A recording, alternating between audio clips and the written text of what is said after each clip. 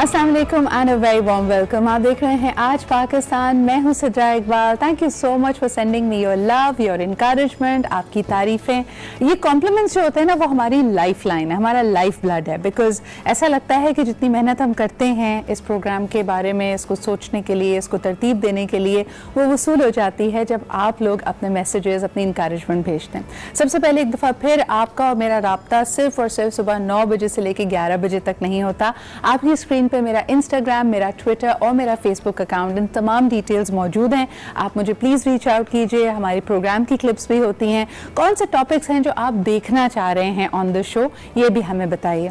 Secondly, एक बड़ी common मेरे पास जो फीडबैक आ रही है वो ये कि सिद्रा, आपका जब हम सोशल मीडिया या ऑनलाइन चीज़ें देखते हैं तो उसमें बहुत सारे काम, यानी बहुत सारे इवेंट्स जिसकी आप एक पार्ट होती हैं, उसकी डिटेल्स आ रही होती हैं और उसका कभी कभार हमें पता ऑनलाइन शो पे चल जाता है, यानी आज पाकिस्तान में, और मोस्ट ऑफन पता नहीं चलता। So very well noted. अब मैं आपको ज़रूर अपडेटेड रखा करूँगी कि क्या कुछ हो रहा है। बल्कि ब्रेक के बाद जब वापस आएंगे तो इसके कुछ पिक्टोरियल रेफरेंसेस भी मैं आपको दिखाऊंगी कि पिछला एक हफ्ता जो मेरे लिए बड़ा ही इवेंटफुल था, बल्कि पिछले 2-3 दिन की अगर बात की जाए, इसमें बहुत सारे ऐसे मौज़ूआत, ऐसे initiatives that are very close to my heart. I was a part of them and I will share the details with you. लेकिन सबसे पहले अभी बढ़ते हैं वर्ल्ड ओवर, दुनिया भर में क्या हो रहा है, कहाँ तूफान आया हुआ है, कहाँ कोई अनोखी चीज़ ईजाद की गई है, लोग कैसे ज़िंदगी गुजार रहे हैं। Let's take a look at that. आपको दिखाते हैं वर्ल्ड राउंड अप।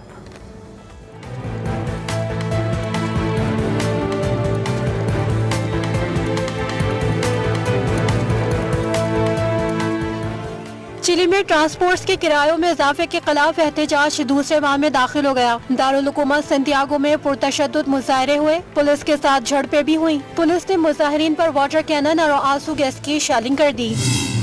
जी, आप देख सकते हैं कि अगर हिम्मत और हौसला हो तो नामुमकिन कुछ भी नहीं। ये मैसेज मैं आपको हर दफ़ा देती हूँ, लेकिन आज ख़ास तौर पे एक दफ़ा फिर जुमा मुबारक आप सबको। और ये बताते चलें कि ये जो यूएई में बारिशें हैं, इस पे लोगों ने काफ़ी, मैं बल्कि 2 हफ्ते पहले जब आई वाज इन दुबई, तो उस वक्त भी अचानक से मौसम बदला और बहुत तेज़ बारिश शुरू हो गई। कई लोगों का ख्याल है कि अगर आप उनके रेडियो स्टेशन वगैरह को सुने तो तरसते हैं जी ऐसे मौसम के लिए कि बारिश हो और वहाँ पर देखा जाए पकौड़े, चाय, समोसों के उस वक्त दौर चलते हैं। लेकिन मोर इम्पॉर्टेंटली लोग ये समझने से कासिर हैं कि क्या ये क्लाइमेट चेंज है जिसकी वजह से ये बिन मौसम बरसात हो रही है, क्योंकि रेगिस्तानी इलाका है। क्या वजह है कि इतनी तेज़ बारिश हुई? आपको बताते चलें कि पिछले जब टूरिस्ट सीज़न ख़त्म हो रहा था, यूएई के लिए ये सीज़न बड़ा इंपॉर्टेंट होता है। सर्दियों के दिनों में ही पूरे मुल्क से, पूरी दुनिया से सयाह यहाँ पे पहुँचते हैं एंड सबसे ज़्यादा इनका हैपनिंग सोशल कैलेंडर इसी वक्त होता है। तो लास्ट ईयर इसको थोड़ा सा इलोंगेट करने के लिए जब मार्च अप्रैल में गर्मी बढ़ने लगती है तो बाकायदा क्लाउड सीडिंग की गई, यानी ये एक मसनूई तरीके से बादल हवा में छोड़े जाते हैं, खला में छोड़े जाते हैं, जो कि फिर बरसते हैं तो यू गेट द रेन। इस दफ़ा कहा जा रहा है कि ये जो इस वक्त की सूरत हाल है, इसकी वजह भी यही बनी है कि क्लाउड सीडिंग की गई है। लेकिन ऐसा तूफ़ानी बारिशों का सिलसिला जहाँ जहाँ इंसान ने अपनी थोड़ी सी इंटरफेरेंस करने की कोशिश की है, चाहे वो जेनेटिकली मॉडिफाइड फूड हो, रोबोटिक्स हो, निज़ाम ज़िंदगी में जहाँ हम अपनी तरफ से इंटरवेंशन करते हैं, वो कभी ना कभी उसके लेने के देने पड़ जाते हैं हमें। सो लेट्स सी ये क्या प्यार करता है। दुनिया का बिजिएस्ट एयरपोर्ट माना जाता है दुबई इंटरनेशनल एयरपोर्ट, और वहाँ पे जब फ़्लाइट्स का निज़ाम दरम भरम हुआ है, उसकी एक बड़ी वजह यही क्लाइमेट चेंज है या ये बिन मौसम की बरसात है। इसके बारे में मज़ीद भी बात करेंगे। अभी लेते एक छोटा सा ब्रेक।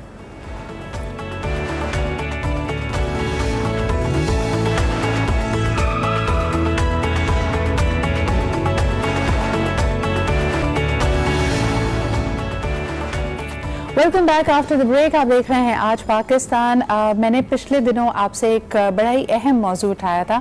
हम बात कर रहे थे पाकिस्तान में, खुसूसन कराची में टाइफॉइड के बहुत ज़्यादा फैलने की वजह से। यानी हमारे साथ डॉक्टर खालिद शफी मौजूद थे। उन्होंने कहा कि जी इस वक्त अगर इमरजेंसी वार्ड्स में जाएँ तो आधे बिस्तरों पर आपको वो लोग नज़र आएंगे, वो मरीज़ नज़र आएंगे जो डेंगू से अफेक्टेड हैं, और दूसरी तरफ अगर बच्चों की बात की जाए, बहुत ज़्यादा तेज़ी से टाइफॉइड फैल रहा है। इसकी एक 9 पिलर स्ट्रैटेजी होती है इस तरह कि इसके अंदर मुख्तलिफ चीज़ें जिनको बेहतर बनाना है, पानी का सोर्स, अगर पानी का जो इस्तेमाल है वो साफ़ सुथरा हो, हाइजीन का ख्याल रखा जाए, गार्बेज डिस्पोजल या ओवरऑल जो वेस्ट मैनेजमेंट है उसको बेहतर बनाया जाए।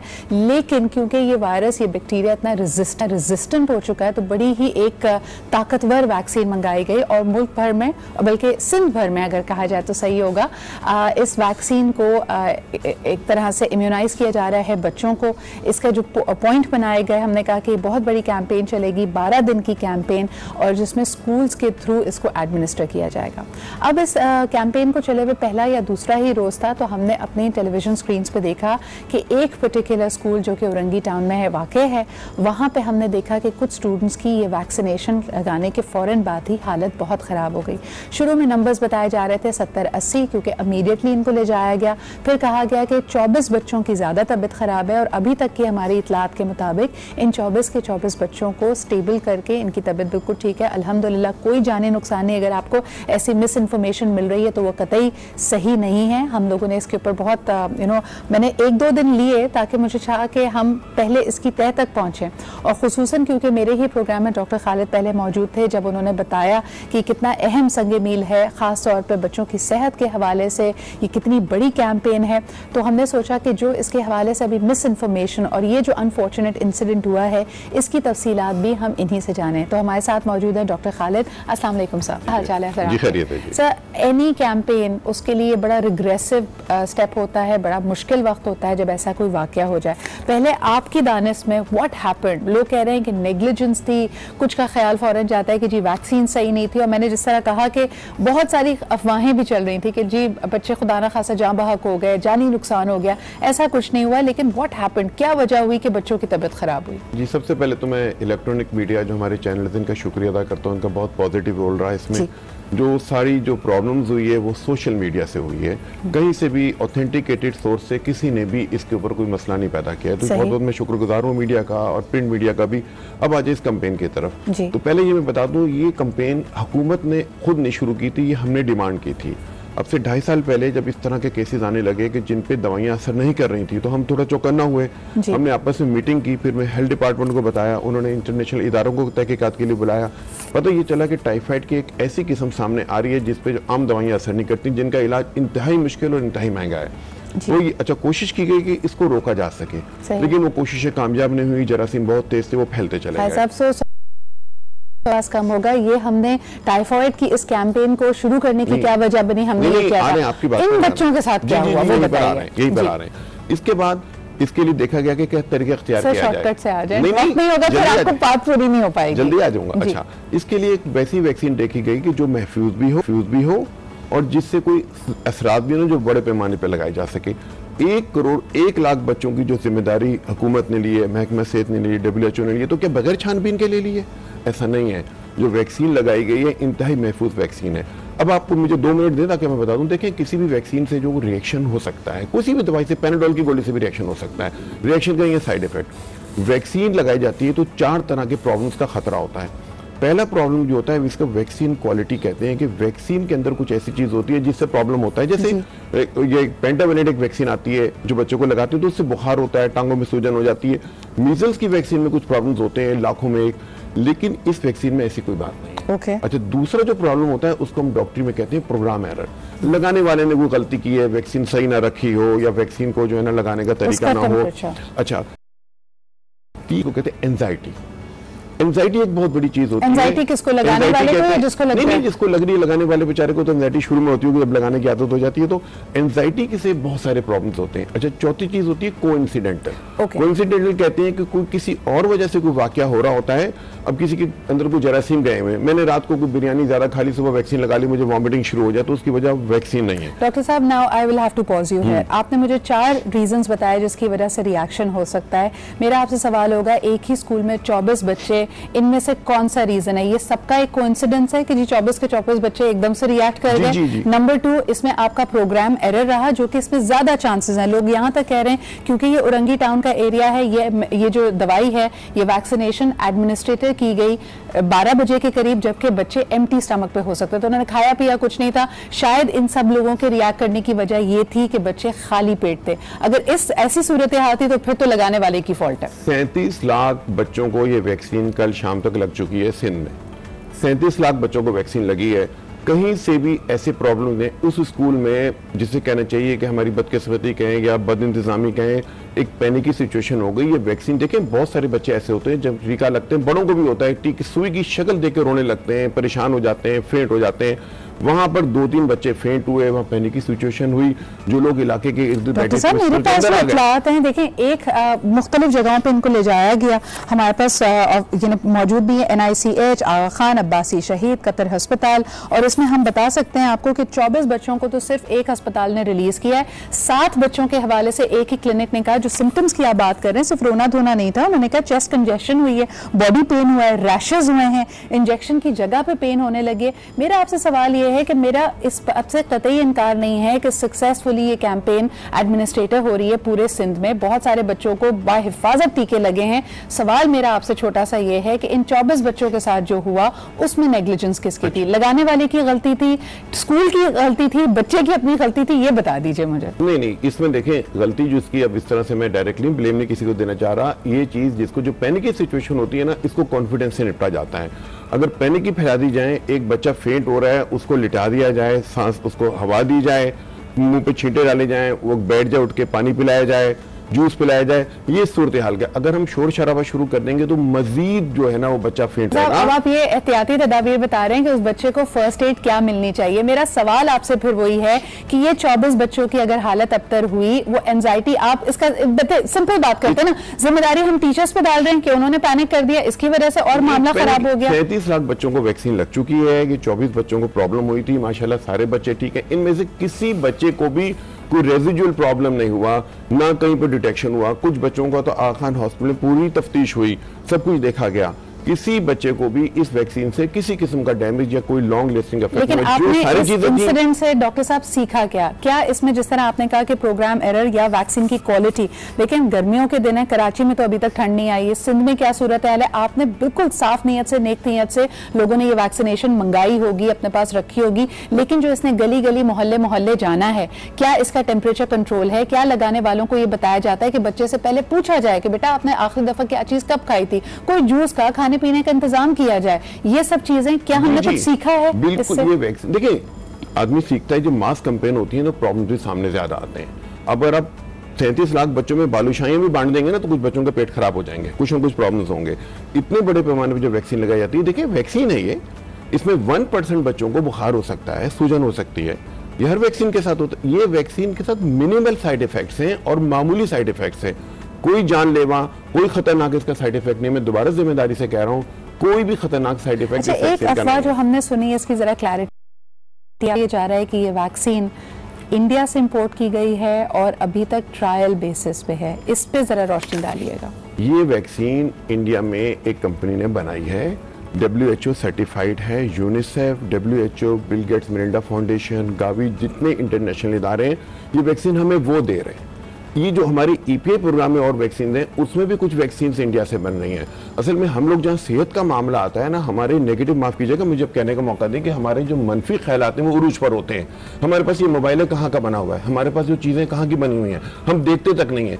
जहाँ वैक्सीन की सवाल आती है या बच्चों की सेहत का सवाल आता है या तालीम का सवाल आता है, तो हमारे यहाँ ऐसे अनासिर सरगर्म हो जाते हैं। इज दिस FDA अप्रूव, जो कि कहा जाता है कि इंटरनेशनली एक सेहत का इदारा है जो कहता है कि कोई भी वैक्सीन या दवा, उसके हमने 20 साल 30 साल इसको देख लिया है, इसका एक्सपेरिमेंट कंप्लीट हो चुका है, इसके ट्रायल्स कंप्लीट हो चुके हैं और ये इंसानी सेहत के लिए बिल्कुल मुनासिब है। ये वैक्सीन WHO सर्टिफाइड है, दुनिया की जो मोस्ट ऑथेंटिक सर्टिफिकेशन होती है वर्ल्ड हेल्थ ऑर्गेनाइजेशन की होती है, उसकी सर्टिफाइड है।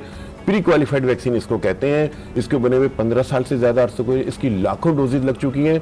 हैदराबाद में 2 लाख से ज्यादा डोजेज लगी हैं। कराची के लियारी के इलाके में जब ये वबा फैली है, ज्यादा बड़े पैमाने पर वैक्सीन नहीं थी, पिछले 6 महीने से लियारी के अंदर इसकी वैक्सीन लग रही है। इसका कोई सीरियस साइड इफेक्ट नहीं आया। ये बहुत बेहतरीन वैक्सीन है। पेरेंट्स को क्या कहेंगे जिन्होंने आप पे भरोसा करते हुए, सिंध हुकूमत पे भरोसा करते हुए बच्चों के लिए इजाजत दी है, उनको क्या चीज पता होनी चाहिए? देखें, हम वही बात का, हम तो आपकी हेल्प करने की कोशिश कर रहे हैं। अगर ये 24 बच्चों के साथ ऐसा वाकया हुआ है और खुदा न खासा उनके खाली पेट पे ये लगने की वजह से हुआ है, बच्चे को खुद क्या बताना चाहिए, ये पेरेंट्स को, बच्चों को आगे ही दीजिए आज। देखिए, मैं आपको इंजेक्शन से पहले कि एक तो कॉन्फिडेंस पैदा किया जाए, रूमर्स ना फैलाई जाएं, बी कॉन्फिडेंट, ये वैक्सीन सेफ है, इससे जान को खतरा नहीं है, कोई परेशानी का साइड इफेक्ट इसका नहीं है, कोई सीरियस साइड इफेक्ट नहीं है। ये 1 करोड़ बच्चों को जब वैक्सीन लगनी है, 1 करोड़ 1 लाख को, ये कॉन्फिडेंस से हम ये बात कर रहे हैं, इतनी बड़ी जिम्मेदारी जो ले रहे हैं, ये किसी तहकीक के बगैर नहीं ली जा रही है, इस पर पूरा गौर व गौस किया गया है। मेरा वालिदैन को मशवरा है कि अपने बच्चों को ये वैक्सीन लगाएं। अगर किसी किस्म की हेजिटेंसी है तो तमाम सरकारी अस्पतालों में, तमाम बड़े प्राइवेट हॉस्पिटलों में ये वैक्सीन मौजूद है, वहाँ फ्री लग रही है, ये अभी लगती रहेगी 30 तारीख तक। इसके बाद भी जो लोग रह जाएंगे, उनको बाद में ख्याल आएगा तो बड़े बड़े सेंटर्स हैं, वहाँ पे ये वैक्सीन रखी जाएगी। और मैं मजीद ये बता दूँ, आखिरी मेरा आपसे दोबारा सवाल, क्योंकि मेरे पास वक्त खत्म हो चुका है। 4 आपने रीजंस बताई जिसकी वजह से रीड हो सकती है। इस वक्त आपका फैक्ट फाइंडिंग मिशन क्या कहता है कि जो ये वाकया हुआ उसके पीछे इन 4 में से क्या रीजन था? इन 4 में से 2 रीजन थे। एक रीजन यही था कि वो बच्चे उस स्कूल में लाइन में लगे हुए थे, ज्यादा देर बाहर खड़े रहे थे, इसकी वजह से बच्चे फटीक हो गए थे।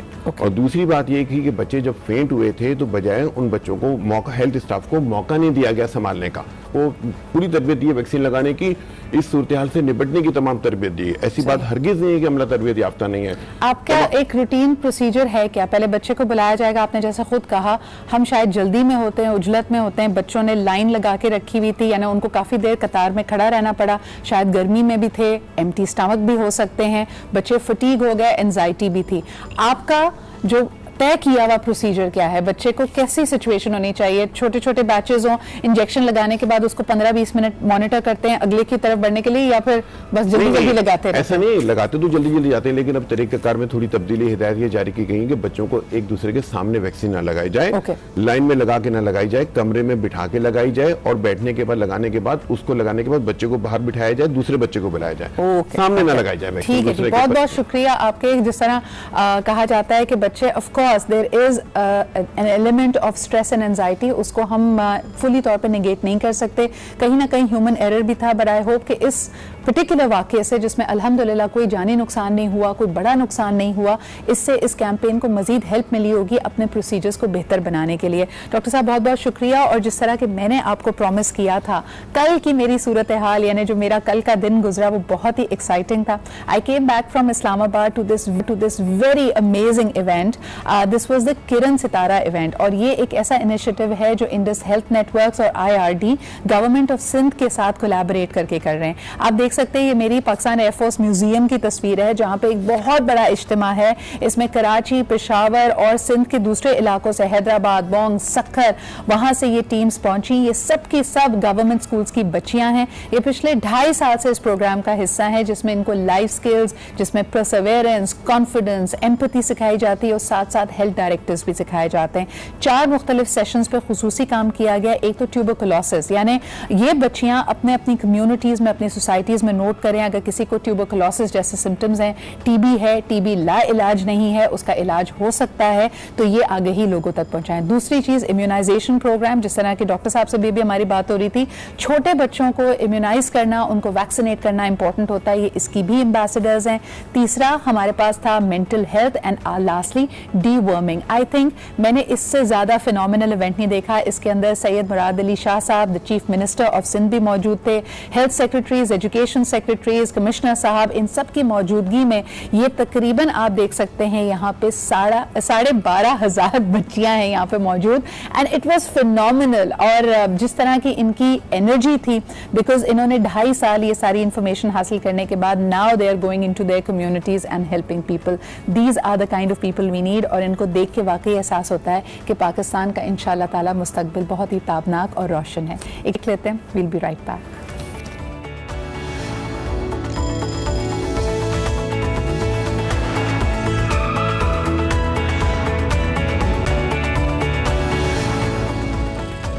Welcome back after the break. आप देख रहे हैं आज पाकिस्तान, और ख़बरों की तरफ मैं नज़र डाल रही थी। एक दफ़ा फिर हम देख सकते हैं कि सियासी जो मंजरनामा है उसमें काफ़ी हलचल वाक़ है। प्लान बी मौलाना फजलुर रहमान साहब का पता नहीं कहाँ गया, क्योंकि उसमें उनको कुछ ख़ास विन्स मिली नहीं हैं। और दूसरी तरफ हम ये देख सकते हैं कि उनकी इस कोशिश ने अनफॉर्चुनेटली बहुत सारे दूसरे मामलात को पीछे धकेल दिया।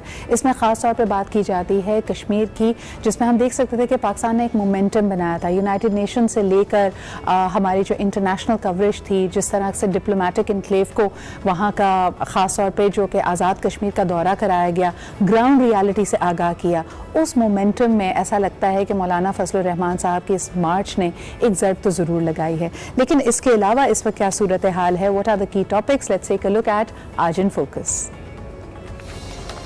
वज़ीर आज़म इमरान खान का अमरीकी सदर डोनाल्ड ट्रंप से टेलीफोन पर राब्ता, दो तरफ़ा ताल्लुकात और ख़ित्ते के उमूर पर गुफ्तगू, मुख्तलियों की रिहाई में सहूलतकारी पर अमरीकी सदर पाकिस्तान के शुक्रगुजार। वज़ीर आज़म ने कहा कि अफ़गान अमन और मुफ़ाहमती अमल के लिए पुरअज़्म हैं। इमरान खान ने ट्रंप को मकबूजा कश्मीर की सूरत हाल से भी आगाह किया।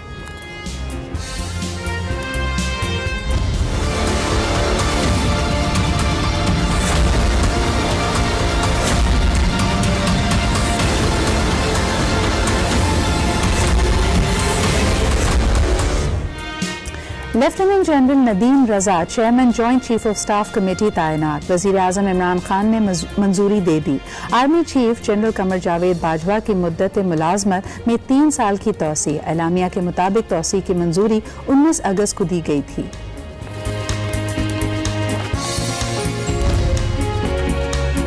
तहरीक-ए-इंसाफ के खिलाफ फॉरेन फंडिंग केस की समाअत रोजाना होगी। इलेक्शन कमीशन ने अपोजिशन की दरख्वास्त मंजूर कर ली। केस 26 नवंबर से रोजाना सुना जाएगा। PTI के बानी और बागी रुकन अकबर अईस बाबर ने इलेक्शन कमीशन में दरख्वास्त दायर की थी। बीमार नवाज शरीफ इलाज कराने के लिए लंदन में मौजूद। प्लेटलेट्स क्यों कम हो रहे हैं जानने के लिए मुख्तलिफ टेस्ट होंगे। इलाज लंदन में कराया जाएगा या अमरीका जाना पड़ेगा, डॉक्टर्स मुकम्मल मुआयने के बाद हतमी राय देंगे। ज़ाती मुआलिज डॉक्टर अदनान कहते हैं कि नवाज शरीफ की तबीयत ठीक होने में अभी वक्त लगेगा।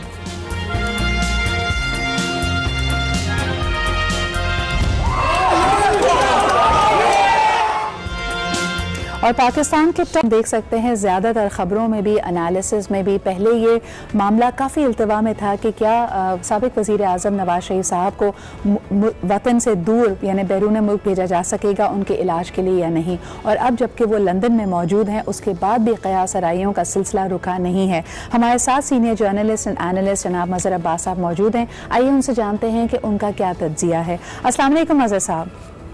मज़हर साहब, डॉक्टर अदनान जो कि पर्सनल नॉलेज हैं नवाज शरीफ साहब के, उन्होंने कहा कि इनकी तबीयत को संभलने में अभी वक्त लगेगा, मुख्तलिफ टेस्ट किए जा रहे हैं, मुकम्मल मुआयना होगा, तभी ये फैसला किया जा सकता है कि इनका इलाज लंदन में होगा या अमरीका में। लेकिन मेडिकल सूरत हाल के अलावा हम क्योंकि ऑप्टिक्स पे बिलीव करते हैं, जिस किस्म की फुटेज और फोटोग्राफ्स आई और लोगों ने इस बात पे एतराज़ किया कि देखें जी, इतने अरसे की हम तो यही खबरें सुन रहे थे कि नवाज शरीफ साहब बहुत है, लेकिन लोग क्योंकि जज करते हैं उनको देखकर, तो उन्होंने कहा जी ये तो बिल्कुल हशाश बशाश दिख रहे हैं। आपका इस किस्म के कयास आराइयों पे क्या कमेंट होगा? देखिए, पहली चीज तो ये कि किसी की सेहत के बारे में डाउट करना, आदमी अपनी सेहत के बारे में खुद बेहतर जानता है, लेकिन डाउट करने का एक नतीजा हम देख चुके हैं कुलसूम नवाज साहिबा के केस में जी। हर आदमी डाउट कर रहा था, यहाँ तक कि एक बहुत ही मोतबर सियासतदान बैरिस्टर एतजाज अहसन को बाद में माफी मांगनी पड़ी जो उनके कमेंट्स थे। तो लिहाजा ये कंडीशंस इसलिए सीरियस हैं, आप जो भी तस्वीर देखें, जो भी देखें, क्योंकि गवर्नमेंट के अपने बनाए हुए मेडिकल बोर्ड की रिपोर्ट्स में उनकी कंडीशन इंतहाई क्रिटिकल बताई गई थी। सही। अब या तो गवर्नमेंट ऑफ पंजाब का और गवर्नमेंट का अपना मेडिकल बोर्ड जो है उसके खिलाफ अगर वो समझते हैं कि जी ये सब चीजें गलत थी, तो फिर उनके खिलाफ आप कार्रवाई कर लें, उनके खिलाफ इंक्वायरी कर लें कि जी उन्होंने गलत रिपोर्ट दी हैं। और खुद जो मिनिस्टर ऑफ हेल्थ हैं पंजाब की, उनको डॉक्टर यास्मीन राशिद, उनकी प्रेस कॉन्फ्रेंसेस उठा लें।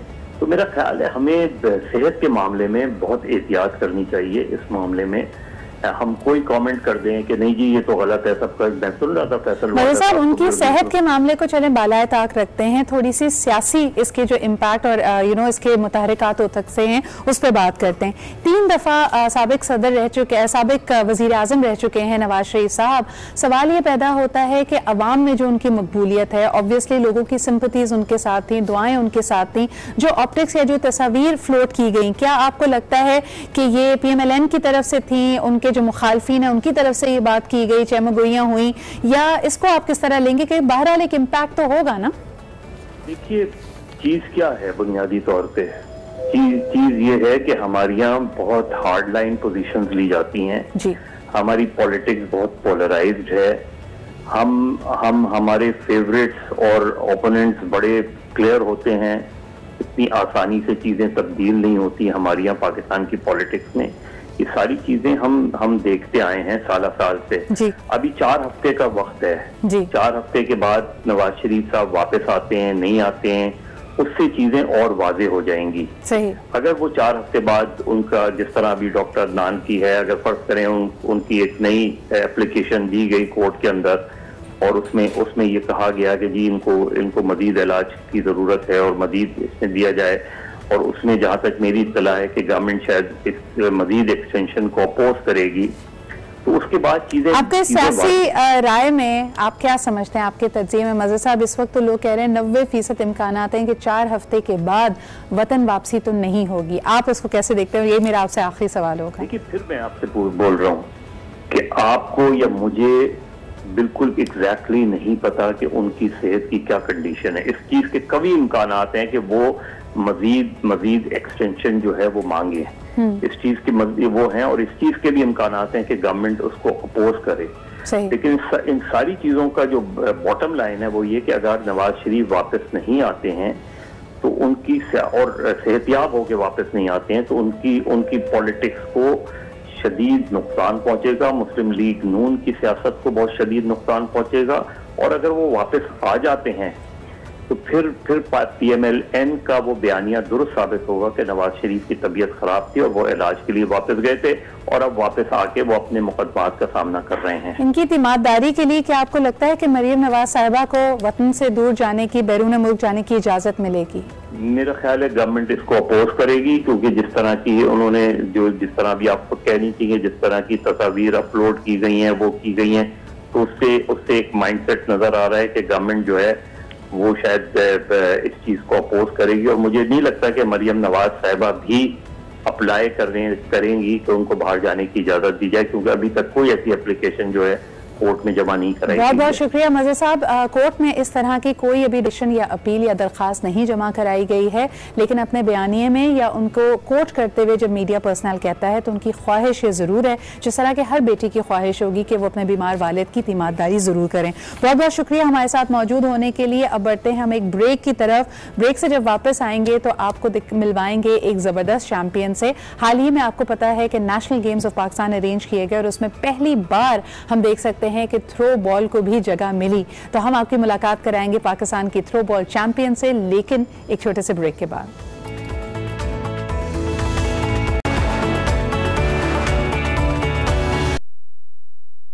Welcome back. आप देख रहे हैं आज पाकिस्तान। मैंने आपसे कहा था आज मिलो पाकिस्तान में आपकी मुलाकात कराएंगे पाकिस्तान में जो 33rd नेशनल गेम्स मुनक्किद किए गए इन पेशावर KP के, उसकी एक कैटेगरी बिल्कुल नई थी, ब्रांड न्यू थी। हम बात कर रहे हैं थ्रो बॉल कैटेगरी की, और इसमें आपको जानकर ये खुशी होगी कि इसमें 6 टीम्स ने पार्टिसिपेट किया था in the men's and women's category.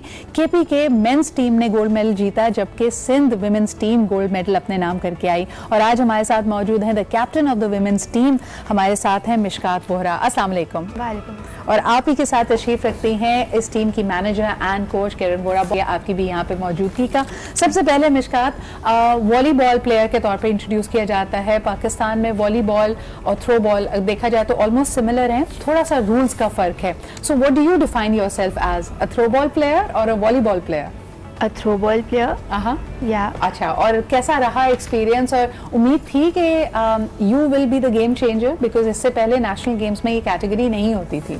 ये मेरा बेस्ट एक्सपीरियंस था, बिकॉज फर्स्ट टाइम सिंध को रिप्रेजेंट किया मैंने, और फिर कैप्टन भी थी मैं, तो काफ़ी अच्छा रहा ये। मतलब आई डेंट नो कि इस तरह हम लोग जीत जाएंगे, पहले सेमीफाइनल्स फिर फाइनल्स, दिस वाज लाइक आपको बताते चलें जो लोग इस बात पे बड़ी खुशी महसूस करते हैं, Mishkat is from the Habib girls school, जहाँ पे ये अपनी स्कूल की कैप्टन भी थी थ्रो बॉल टीम की। इसके अलावा सिंध गेम्स में इन्होंने कराची की टीम को लीड किया and she was the captain of the Karachi team. तो सिंध गेम में आप ये देख सकते हैं कि वॉलीबॉल / थ्रो बॉल का एक कल्चर रहा है। नेशनल गेम्स में इसकी शमूलियत एक बड़ी बात थी। किरण वोरा हमारे साथ है। किरण जी, आप क्या कहेंगी, किस तरह कन्विंस किया कि नेशनल गेम्स में ये कैटेगरी आई? इसमें हमारे जो उसके प्रेसिडेंट हैं पाकिस्तान थ्रोबॉल फेडरेशन के सर मकबूल आराई, उनकी बहुत ज़्यादा कोशिशें हैं। साथ साथ KPK को मैं भी उनको भी इम्पॉर्टेंट बहुत ज़्यादा उन्होंने रोल प्ले किया। KPK के जो हमारे सर अरशद हुसैन हैं, उनका बहुत ज़्यादा किरदार है इसमें थ्रो बॉल को इन कराने में। सही, क्योंकि इतने 33rd है, इतने सालों तक कोई इस पे वर्किंग नहीं की जा रही थी गवर्नमेंट की तरफ से। हालांकि बड़ी अजीब सी बात मुझे ये लगती है कि आप तमाम स्कूल्स में देखें बच्चे थ्रो बॉल खेलते हैं हमारे यहाँ, उसको यानी नेशनल गेम्स लेवल का दर्जा नहीं मिल रहा था। हालांकि it's one of the most popular players, बहुत ब्रिलियंट प्लेयर्स हमारे पास मौजूद हैं। किरण जी, जो 6 टीम्स इस दफ़ा पार्टिसिपेट कर रही थी, उनकी सलाहियतों को आपने कैसा देखा? आमतौर पर तस्वुर किया जाता है दूसरे और गेम्स में अगर देखें तो सिंध की और खासतौर पर जो गर्ल्स टीम्स हैं वो इतना अच्छा, यानी they seldom able to back the prizes. इस दफ़ा क्या जादू चला है? इस दफ़ा क्योंकि हार्डवर्क इनका लड़कियों का बहुत ज़्यादा था, पूरी टीम को मैं बहुत ज़्यादा अप्रिशिएट करूंगी कि इन्होंने जो कैंप भी लगा या उनका जो प्रैक्टिस थी वो बहुत ज़्यादा, क्योंकि टारगेट था कि बाकी टीमें भी बहुत ज़्यादा उन्होंने प्रैक्टिस में थी, उनके भी बहुत ज़्यादा एफर्ट्स थी पूरी टीम की। बट सिंध के लिए क्योंकि मैं इनको कोच कर रही थी और पूरा कैंप मेरे साथ ही गर्ल्स सारी, तो उसमें इनका बहुत ज़्यादा बच्चों का, पूरी टीम का, जो हमारी टीम है बाकायदा लड़कियों की, तो उसमें इनका बहुत ज़्यादा हार्डवर्क रहा। मिशकात, इसमें हम अक्सर जब ऑनलाइन देखते हैं वॉलीबॉल, थ्रो बॉल, आपको लगता है हाइट का प्लेयर्स को कोई एडवांटेज होता है? If you are tall you have a greater advantage. Yes, तो अगर उस तरह कद काट की बात की जाए तो Sindh as compared to other region, हमारे घर के अफराद हमसे दूर हो चुके हैं। बिल्कुल, और इसी तरह पड़ोसी भी हमसे दूर हो चुके हैं। हालांकि जैसे कि आपने बड़ा खूबसूरत जुमला कहा कि इंसान दोस्त बदल सकता है, पड़ोसी नहीं बदल सकता। पड़ोसी यानी और पड़ोस से दोस्ती कर ली जाए तो ज्यादा अच्छा है। बेहतरीन राम हुजूर अकरम सल्लल्लाहु अलैहि वसल्लम की जब गुफ्तगू सुनते थे और जिस तरह के पड़ोसियों के हुकूक और उनके बारे में जो अहकामात सुनते थे, तो उनको गुमान ये होता था कि शायद वसीयत में भी और इनहेरिटेंस में भी कहीं हमारे पड़ोसियों का कोई हक ना आ जाए, ये गुमान किया जाता था। अनम, आप क्या कहेंगी ऑन अ लाइटर नोट, खवातीन जो एक साथ रहती हैं, क्योंकि देखें अगर आपके घर करीब करीब हैं तो आपका रोज मिलना, क्रॉस एक दूसरे से इंटरेक्शन तो होगा, एक सेंस ऑफ कंपटीशन भी होता है पड़ोस से। बिल्कुल होता है। और मुझे ऐसा लगता है सिद्रा कि इंसान जो है ना, अगर देखा जाए जो हमारे बिहेवियर्स हैं, इंसान बनाया ही गया मोहब्बत के लिए है। हाँ। और हम इन चीज़ों को क्यों भूलते जा रहे हैं? जैसे अभी मुफ्ती साहब ने कहा, क्योंकि हमारे पास बहुत सारी और चीज़ें हैं, हमारे पास टेलीफोन आ गए हैं, अब हम फ़ोन के जरिए, मोबाइल फ़ोन के जरिए हमारी कनेक्टिविटी ज़्यादा बढ़ गई। यहाँ मैं एक चीज़ कहूँगी, ख़वातीन के हवाले से आपने कहा, इसको ज़्यादा बेहतर तरीके से मुफ्ती साहब बताएंगे, लेकिन बड़ी खूबसूरत एक हदीसी में पढ़ी थी जिसमें ख़वातीन के लिए खास ये कहा गया था कि घर में अगर मुख्तसर कुछ भी खाना बना हुआ है, मतलब मैं उसको मुख्तसर करके बता रही हूँ, उसके मफ़हूम में बता रही हूँ, तो बहुत ज़रूरी है कि हम वो अपने पड़ोस में भेजें, चाहे वो कुछ बिल्कुल सिंपल सा ही खाना क्यों ना हो। ख़वातीन के लिए खासकर ये चीज़ कही गई। अब उसके पीछे क्यों कही गई? हज़रत अली से मंसूब करते हैं एक बात को, कहा जाता है कि अगर आप एक अच्छा फल या मौसम का फल खा रहे हैं, या तो आप में इतनी इस्तात हो कि आप अपने मोहल्ले में भी लोगों को बांटें और उनको दें, अदरवाइज कहा जाता था कि उसके छिलके तक बाहर ना फेंको कि कहीं दिल आजारी ना हो। वो अब बल्कि हम तो कहते हैं जब तक लोग देखेंगे नहीं तो मजा क्या आएगा। हाँ। हमें कैसे पता चलेगा आज हमने मैकडॉनल्ड्स मंगाया है? कैसे पता चलेगा कि हमने बड़ी गाड़ी ली है जब तक हम उसको हॉर्न बजा बजा के दूसरों को नहीं बताएंगे? ये तब्दीली आ गई है। अच्छा, यहाँ एक चीज मैं और कहूंगी कि पड़ोसियों की क्योंकि बात हो रही है, माजरत के साथ हमेशा मैं ये जुमला कहती हूँ, हमें ये बहुत फिक्र है कि पड़ोस ममालिक में क्या हो रहे हैं, क्या क्या हो रहा है, लेकिन हमें ये नहीं फिक्र कि मेरे और आपके पड़ोस में क्या हो रहा है। ऐसा तो नहीं कि किसी को हमारी जरूरत है। यहाँ थोड़ा सा सिद्रा हमारी ईगो भी बहुत आ गई है। अब मैं देखती हूँ, हम भी आते जाते देखते हैं, हमें ये पता ही नहीं चलता। अच्छा, ये टाइम फ्रेम पे बड़ा डिपेंड करता है ना। जब मुझे लगता है कि मुझे अपने पड़ोस के लोगों का ज्यादा उस वक्त पता था जब हम स्कूल या कॉलेज लाइफ में होते थे, क्योंकि लगभग उस गली में या उस मोहल्ले में जो बच्चे भी उस क्लास में हैं, आपको पता होता था सबने साथ एग्जाम देने जाना है, किसकी कब वैन आ रही है, आज किसी का ओ लेवल्स का पेपर है, मैट्रिक के 9th के इम्तिहानात होते थे, तो एक यानी आपको एक वेव ही अलग नजर आती थी। और फिर कुछ खास मोहल्ले होते थे जी, आपका पता नहीं, हमारे बचपन में वो नई नई आइसक्रीम वैन्स चलनी शुरू हुई थी, मैं वाह तो ढूंढ लेते हैं वो वाली गली जिसमें बच्चे ज्यादा हैं, फिर वहीं पे उसका म्यूजिक बजता रहता है। लेकिन आपने जिस बात की कि डिफरेंट फेजेस होते हैं, तो बिल्कुल सही कहा कि पहले बहुत सारी चीजें नहीं होती थी। लेकिन जिस बिल्डिंग में हम लोग रहते थे तकरीबन उसमें 8 घर थे, और उस बिल्डिंग की मिसालें दी जाती थी कि अगर मेरे बच्चे स्कूल से आ रहे तो मुझे टेंशन है मैं घर में हूँ कि नहीं हूँ। नीचे वाली जो है हुआ, उसने बच्चों को लेना भी है, बच्चों को खाना भी खिलाना है, बच्चों को चेंज भी कराना है। वो नहीं है तो उसके बच्चों को मैंने संभालना है। हमारे घर में एक फंक्शन था, तो मैं बड़ी चोर खाने पकाने की, मैं अपने आंटी के पास गई फर्स्ट फ्लोर वाली, मैंने कहा मैं कैसे बनाऊंगी या मुझे बताया तो मैं पकवा लेती हूँ। कह रही कितने लोग हैं? मैंने कहा 40 हैं। कह रही पागल हो गई हो। उन्होंने सबको की डिशेस बांट दी। अच्छा, लोग पहले यही कहते थे कि इतनी मोहब्बत और खुलूस होता था कि छोटे फंक्शंस हैं, शादियां भी हैं, तो गली मोहल्ले वाले खुद ही अरेंज उसको कर लिया करते थे। रात को तुम बस एक चीज तो बना लो, मीठा। बल्कि अगर आपको याद हो, जो नए नए माय मदर टेल्स मी कि जब उनकी नई नई शादी हुई तो बाबा की पोस्टिंग हुई थी क्वेटा, तो ये जो न्यूली वेडेड कपल था वहां पहुंचा और कई चीजें आपको नहीं पता होती। जैसे अम्मी कहती हैं कि उस वक्त उनके पड़ोस में जो खातून थी उन्होंने सारी चाइनीज कुकिंग मम्मा ने उनसे सीखी। तो आप कई दफा लोगों से स्किल भी सीखते हैं कि भाभी आप वो बड़ा अच्छा बनाती हैं, जरा अपनी रेसिपी तो दे दें। तो अच्छे टाइम थे लोग भाई शराफत के साथ, सच्चाई के साथ अपनी रेसिपी भी शेयर कर लेते हैं। एक कॉलर हमारे साथ है, उनसे बात करते हैं। हेलो, अस्सलाम वालेकुम। वालेकुम सलाम, कैसी हैं सिद्रा? याहिया बात। मैं बिल्कुल ठीक ठाक। याहिया, आप सुनाइए क्या हाल चाल? अल्लाह का शुक्र, आपके मौजूद मेहमानों को सलाम हो। और मैं ये कहना चाहूंगा, देखिए कहते हैं ना हमसाया माँ जाया, तो वो ये हकीकत बात है। आप ये देखें कि अगर जो पड़ोस के हुकूक की बात क्यों होती है कि अगर आपके पड़ोसी आपकी गवाही होते हैं आपके कैरेक्टर की, बेसिकली देखा जाए तो मैं as far as I am concern, I am blessed कि मैं खुद भी कोशिश करता हूँ एक अच्छा पड़ोसी, मेरे पड़ोसी भी अच्छे हैं, लेकिन इसके लिए तो आपको बर्दाश्त चाहिए। देखिए कोई पड़ोसी आपका एक नया आता है ना, तो उसके अंदर कोई कुछ और होती है। ये आपने बड़ी अच्छी बात की है। अभी तक हम बड़ी अच्छी अच्छी बातें कर रहे हैं कि जी पड़ोस अच्छा होता है और वो आपको खाने की चीजें भेजता है और आप एक ऐड में तो चलता है कपड़े भी दे देते हैं, लेकिन सवाल ये है कि पड़ोसी के लिहाज में भी आप मारे जाते हैं। कोई और शख्स हो ना, आप उससे लड़ पड़े, मिसाल के तौर पे घर के बाहर अगर आपकी गाड़ी खड़ी है, कोई सड़क पे अगर उसको मार के जाएगा ना तो आप उसको घर तक ढूंढ के आएंगे। मोहल्ले वाले किसी अंकल ने आपकी गाड़ी को मार दिया तो आप चाहकर भी कुछ नहीं कह सकते। इसके बारे में आपका क्या ख्याल है? मेरा सीधा इसके बारे में ये ख्याल है कि थोड़ा सा उसमें आपको टॉलरेंस लेवल रखना पड़ेगा, क्योंकि आपको उसके साथ रहना है। देखिए आपके रिश्तेदार, आपके करीबी रिश्तेदार भी आपके घर नहीं पहुंच सकते। रात को इमरजेंसी हो गई, कुछ हो गया, तो they will help you out. तो जरूरी है कि थोड़ा सा टॉलरेंस रखें, दोनों मिलकर करते हैं तो बहुत अच्छी बात होती है। और फिर मैं कहूंगा कि बात यह है कि आपका पड़ोस आपकी कैरेक्टर की निशानदेही है। मैं सिर्फ कहता हूँ कि आपकी गवाही है, तो आप अच्छे वैसे लोग डरते बड़े इस बात से हैं। बहुत बहुत शुक्रिया याया कॉल करने का। बिल्कुल सही कह रहे हैं, हस्बैंड एंड वाइफ लड़ते हैं ना तो पहले जाके जरा अपने घर के खिड़की दरवाजे बंद कर देते हैं, क्योंकि बात इसकी नहीं है कि एक दूसरे की कितनी बुराई करनी है या बेइज्जती करनी है, मोहल्ले वाले ना सुन ले कहीं। लेकिन एक ब्रेक लेते हैं जी, ब्रेक से वापस आएंगे, ये भी बात करेंगे। हर मोहल्ले में एक अंकल और एक आंटी ऐसे बहुत होते हैं जिनका बहुत रोब होता है, जिनसे आप अपने वालिदैन से ज्यादा उनसे डरते हैं। ये कौन लोग होते हैं, इन पे बात करते हैं एक छोटे से ब्रेक के बाद।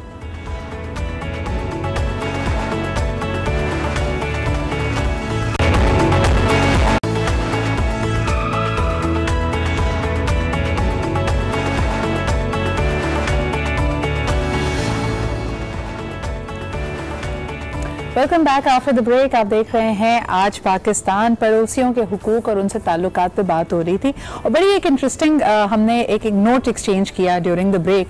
आप ये देखिए कि पहले ज़माने में खुलूस इतना होता था कि अगर आप अपने मोहल्ले में किसी के बारे में बात कर रहे हैं तो उनका नाम, उनका हुदूद हरबा, उनके बारे में आपको चीज़ें पता होती थी, क्योंकि आपका उनसे मिलना जुलना था कि उनकी पसंद क्या है, नापसंद क्या है। आज हम उनकी पहचान क्या रखते हैं, या तो कोई लसानी बुनियाद पे, कोई एथनिक उनकी आइडेंटिटी बना दी होती है, उनके पेशे से याद रखते हैं ये फलाने वाला जो घर है ना वो पुलिस वालों का है, या मेरे मोहल्ले में अगर आप आए तो अक्सर लोग कहेंगे वो जो टीवी वाली बाजी है ना उनका घर है।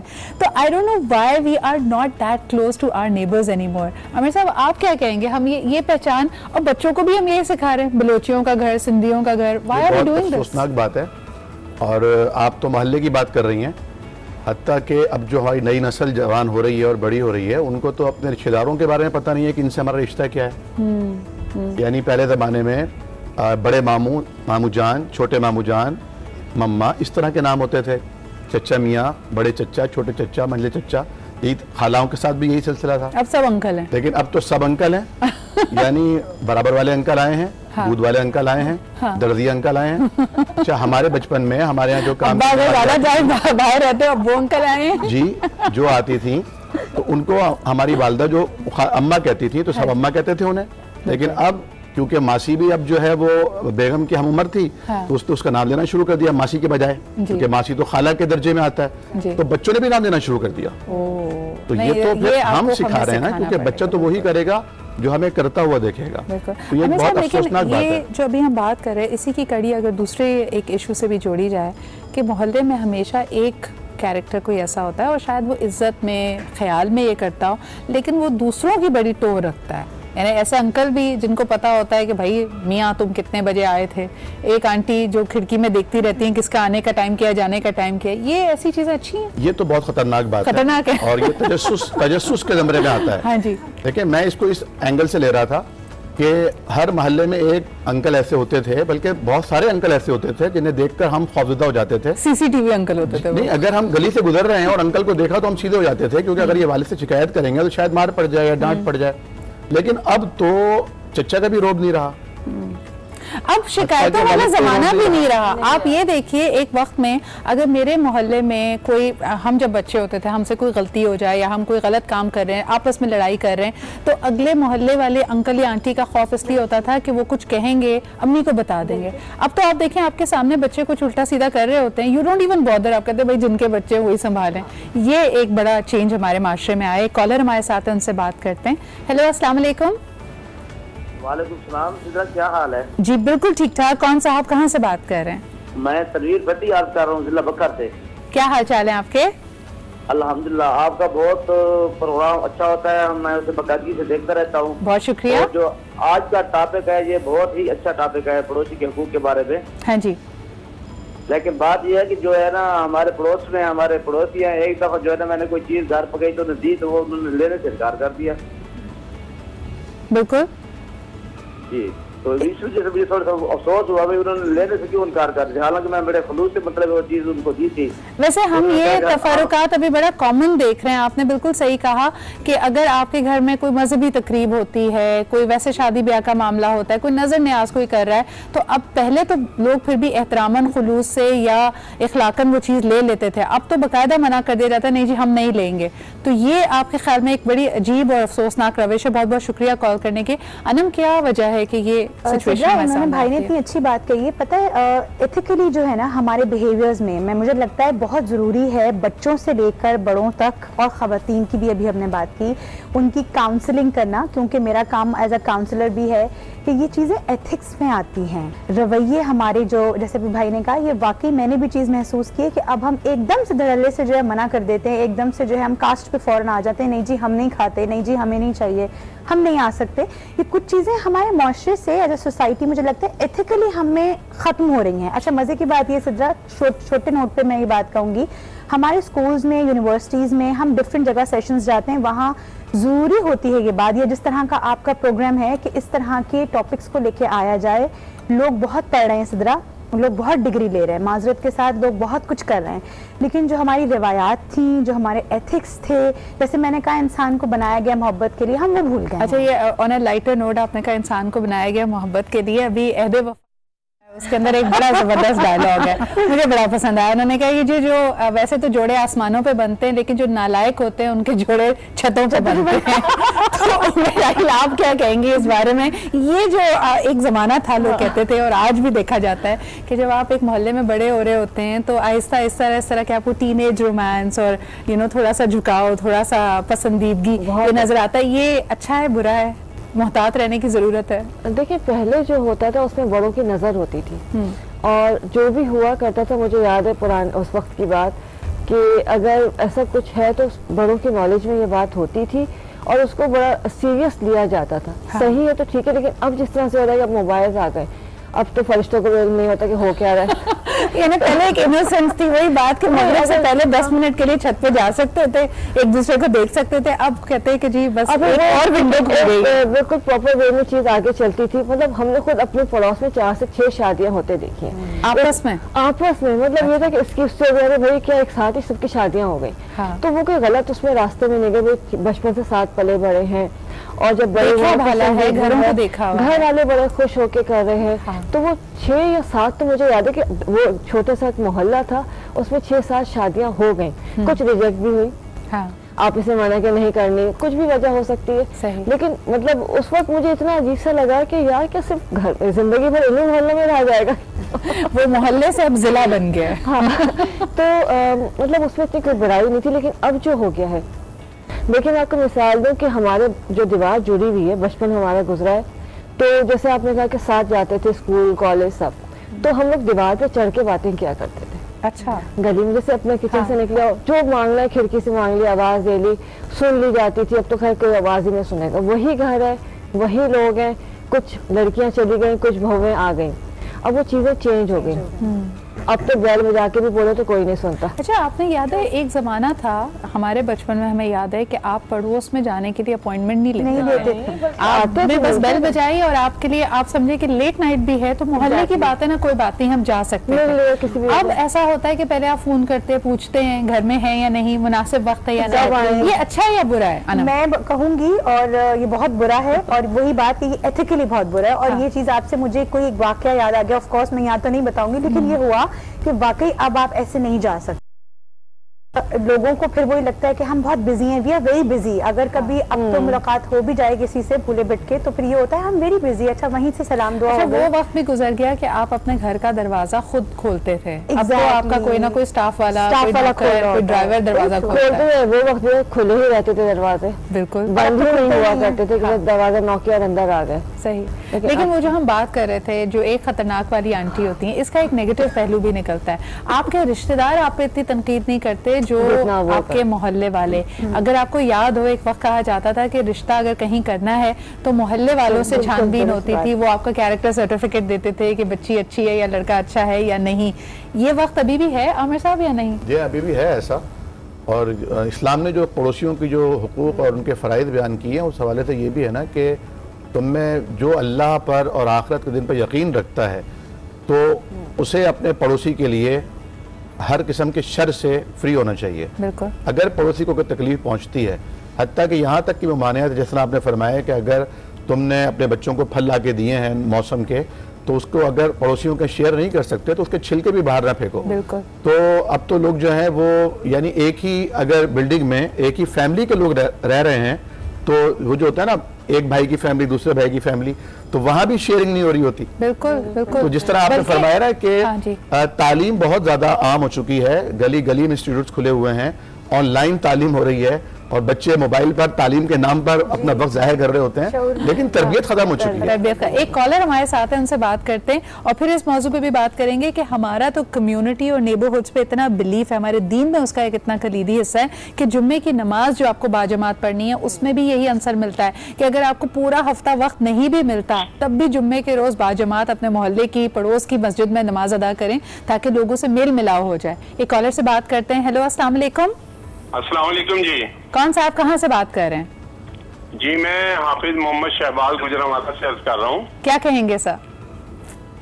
मेरी गुजारिश ये है कि ये पड़ोसी के सिलसिले में अभी मेरे एक भाई ने कहा कि हमने पड़ोस में एक चीज भेजी पका के जी बड़े खुलूस से और उन्होंने नहीं ली जी, तो मेरी इस सिलसिले में ये इल्तिजा है कि अल्लामा साहब ये बयान फरमाएं जी कि इखलाकी तौर पे अगर वो रखते तो उसकी दिल आजारी ना होती। बिल्कुल। और अगर शरई तौर पे वो समझते थे कि हम इसको यूज नहीं कर सकते, नहीं खा सकते, तो या शरई तौर पे किसी भी रेफरेंस से वो समझते कि ये मना है जी, मुनासिब नहीं है उनके लिए। हाँ वो जी। मुनासिब नहीं समझा जी। लेकिन जो मुआशरती एक हक है और पड़ोसी का हक है, उस नाते से रखने के बाद किसी फकीर को दे देते, बिल्कुल, चिड़िया को डाल देते, जानवरों को डाल देते। और ये तफरका भी कब और कैसे आया, ये आपने बहुत ही अच्छा पॉइंट यहाँ पे उठाया। भाई एक जमाना था आप ही के मोहल्ले में हो सकता है नॉन मुस्लिम्स भी रहते हों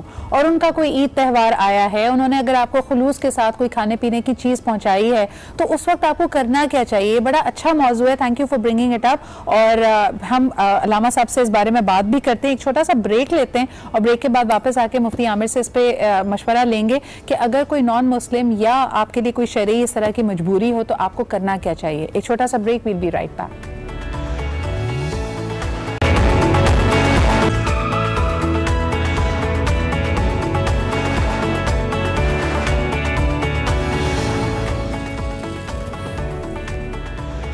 welcome back after the break. बात कर रहे हैं जी पड़ोसियों के हुकूक के हवाले से। मुफ्ती आमिर साहब हमारे पास मौजूद हैं और हमारी पूरी टीम।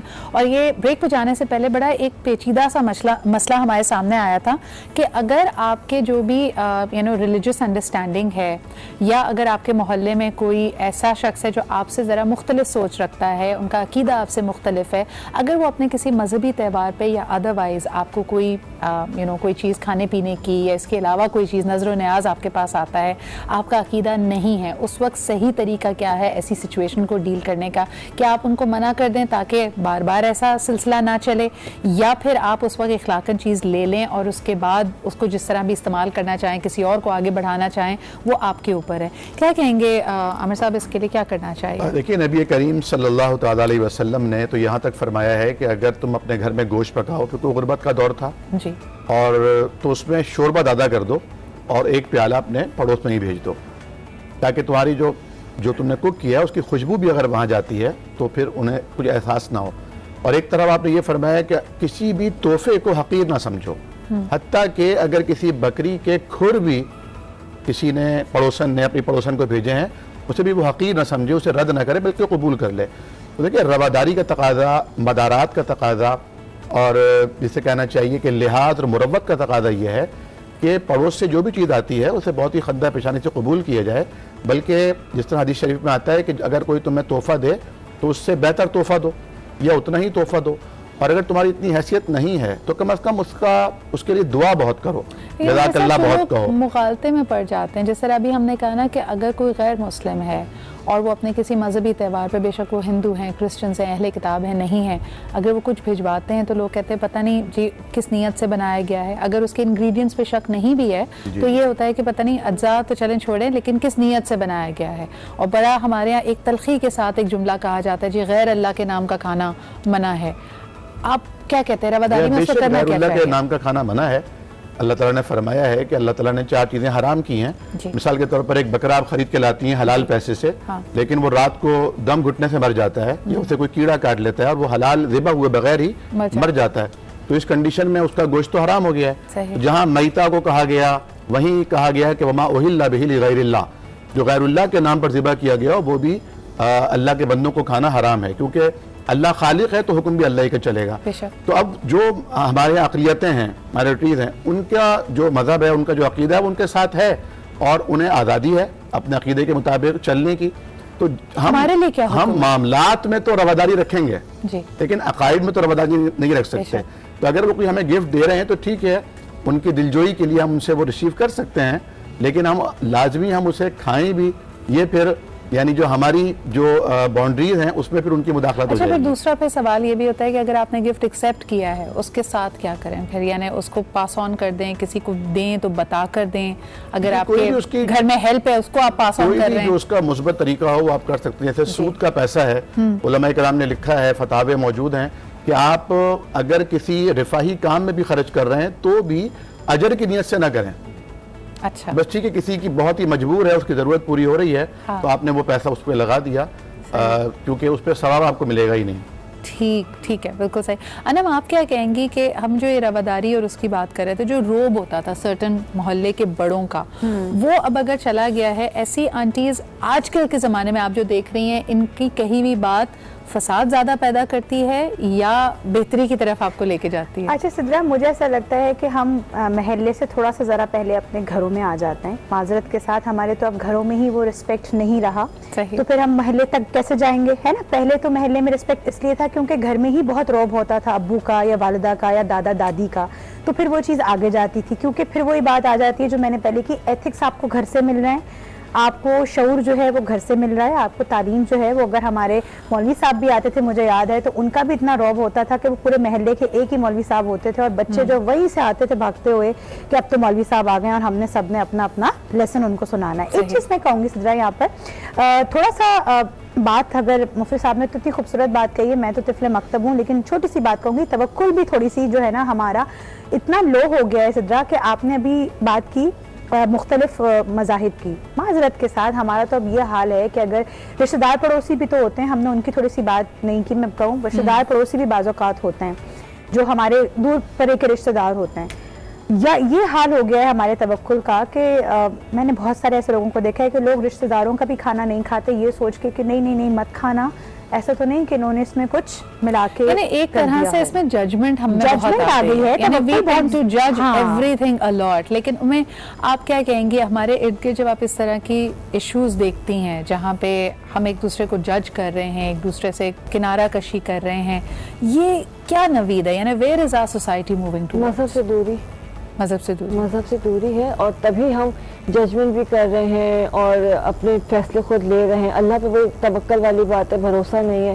देखिए, नॉन मुस्लिम हो, मुस्लिम हो, रिश्तेदार हो, पड़ोसी हो, सबके हुकूक अल्लाह ताला ने बता दिए, हर चीज़ हमें वाज़े बता दी गई है।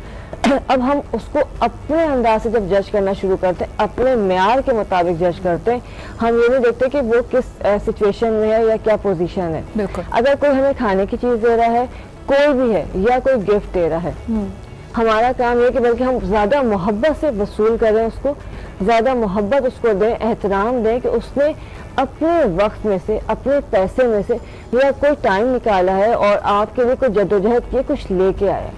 यहाँ पे तो आजकल सगी बहनें, बहन भाई और आपस के लोग, औलाद, माँ बाप को प्रेशर्स आप पे हैं, वही प्रेशर्स उन पे। इसके बावजूद अगर कोई एफर्ट करता है अपने वसाइल से आपके लिए कुछ करता है तो अहम है। एक और कॉलर हमारे साथ है, उनसे बात करते हैं। हेलो, अस्सलाम वालेकुम। वालेकुम सलाम व रहमतुल्लाह। आपको और जो इस वक्त पैनल मौजूद है उनको, खसूसन मौलाना साहब को मैं सलाम आदाब पेश करता हूँ। वालेकुम अस्सलाम, बहुत बहुत शुक्रिया। पड़ोसी के हकूक के हवाले से रंजीदा होकर मैं कहता हूँ कि है दिल के लिए मौत मशीनों की हुकूमत, एहसास मुरव्वत को कुचल देते हैं आलात। तकदीर के काजी का ये फतवा है अज़ल से है जुर्म ज़ईफ़ी की सदा मर्ग मफाजात। अब इस वक्त मशीनी दौर में प्यार, मोहब्बत, उल्फत, दिललगी, जानिसारी, दिल नवाजी, अकीदत, एहतराम, लगन सब कुछ खत्म हो चुका है। बल्कि यूं कहिए कि जैसे गालिब ने कहा है कि हैरान हूँ दिल को रोऊं या पीटूं, जिगर को मैं मकदूर हो तो साथ रखूं नौहगर को मैं। मुझे ये बताइए कि आपकी ऑब्जर्वेशन में तो बहुत वजन है सर, लेकिन ये रवादारी को दोबारा जिंदा कैसे किया जाए, कुछ इसमें रूप फूकी जा सकती है? ये इनफरादी मसला नहीं है। ये जब तक तमाम लोग मिलकर एक भारी पत्थर को नहीं उठाएंगे वो रास्ते से नहीं हटाया जा सकता। सही। लोग इस तरह तो मशीनी दुनिया में लोग इस तरह मतलब अब मटीरियलिज्म का शिकार हो चुके हैं कि वहाँ पे मोहब्बत की दीवारों खड़ी करने की बजाय ईंटों की दीवारें खड़ी हो गई हैं। आखिरी बात करता हूँ, टाइम खत्म है। मेरा पड़ोसी जिसे मैंने बेशुमार तहफ़ और मोहब्बतें बांटी, वो कल मकान छोड़कर चला गया और वो अपने पड़ोसियों से मिलके नहीं गया। ये वैसे बड़ा ही एक रंजीदा मोमेंट होता है। बहुत बहुत शुक्रिया सर कॉल करने का। कई लोग इस बात से बड़ी उनकी दिल आज़ारी होती है कि साला साल एक मोहल्ले में रहे, बहुत कुर्बतें भी थी, बहुत तोहफे तहाइफ एक्सचेंज किए, लेकिन फिर बेमुरव्वती का ये आलम के रातों रात आपका पड़ोसी चला जाता है और आपसे मिलकर भी नहीं जाता। और आजकल तो जी बड़ी वबा है, मुल्क से बाहर चले जाते हैं, रातों रात कनाडा चले गए, ऑस्ट्रेलिया चले गए, आपको हवा भी नहीं लगी, पता भी नहीं चला। क्या कहेंगे? लेकिन एक बात होंगी, देखिए चला गया तो खैर है, लेकिन हमारी लापरवाही कहना चाहिए कि कोई पड़ोसी अकेला रह रहा है। ये मैंने कुछ अरसे पहले अपने पड़ोस में देखा था और वो मेजर साहब थे, उन ब्रिगेडियर तो शायद अकेले थे, रिटायर्ड, उनका इंतकाल हो गया। जब तक डेड बॉडी सड़ नहीं गई, स्मेल नहीं आई, किसी को खबर नहीं हुई। लेकिन फिर ऑन दी अदर हैंड उम्में ये हमारा एक बहुत ज़्यादा एक्सट्रीम ओपिनियन भी है। मैंने अब खुद भी देखा है कि बहुत सारे ऐसे रिटायर्ड सीनियर लोग जिनके बच्चे मुल्क से बाहर रहते हैं, उनके पास पड़ोसी उनकी मदद भी करते हैं, उनका ख्याल भी रखते हैं। एक बेचारा नौकर बच्चे तो छोड़ के चले जाते हैं।